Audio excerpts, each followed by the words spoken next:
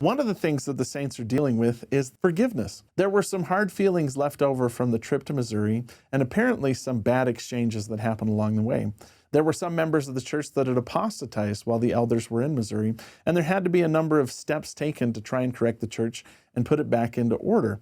These caused hard feelings among the disciples, and some of them had the question of, do I have to forgive somebody that denied their covenants or broke their covenants? The Lord here specifically says, my disciples in days of old sought occasion against one another and forgave not one another in their hearts. And for this evil they were afflicted and sorely chastened.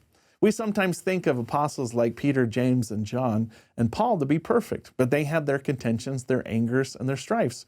In the epistle to the Galatians, Peter and Paul have a pretty sharp disagreement.